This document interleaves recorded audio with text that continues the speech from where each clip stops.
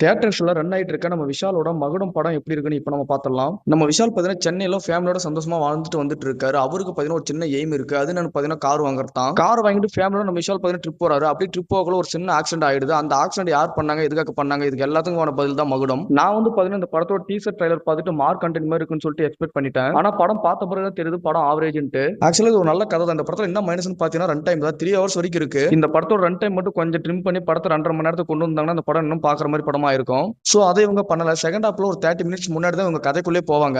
இன்ட்ரோலுக்கு அடுத்து ஒரு ஃபிளாஷ்பேக் வரும். அந்த ஃபிளாஷ்பேக் பார்த்தீங்கன்னா கொஞ்சம் ட்ரிம் பண்ணிருக்கலாம். ஏன்னா அந்த ஃபிளாஷ்பேக் 80% வரைக்கும் இருக்கும். இவங்க என்னதான் சொல்ல வராங்கன்ற மாதிரி தான் நம்ம காத்துட்டு உட்காந்துருப்போம். நம்ம ஜிவி பார்த்தீங்கன்னா ஒரு பிஜிஎம் போட்டிருக்காரு, நல்லா தான் இருக்கு. ஆனா படம் ஃபுல்லா அந்த ஒரே பிஜிஎம் வச்சு ஓட்டிட்டாரு. இந்த படத்துல பார்த்தீங்கன்னா ஒரு 3 சீன்ஸ் தான் பார்க்குற மாதிரி இருக்கும். ஒன்னு பார்த்தீங்கன்னா விஷால் ஃபாரஸ்ட் ஃபைட், அதுக்கடுத்து பார்த்தீங்கன்னா ஃபிளாஷ்பேக்ல நம்ம அஞ்சலோட ஆக்ஷன் சீக்வன்ஸ், அதுக்கடுத்து பார்த்தீங்கன்னா கிளைமேக்ஸ் ஃபைட். மற்றபடி இந்த படத்துல பெருசா சொல்றதுக்கு ஒன்றும் இல்லை. நான் ஸ்டார்டிங்லேயே சொன்ன மாதிரி இவங்க ரன் டைம் மட்டும் கொஞ்சம் குறைச்சிருந்தாங்கன்னா உண்மையிலுமே இது ஒரு நல்ல படமாவே வந்திருக்கும்.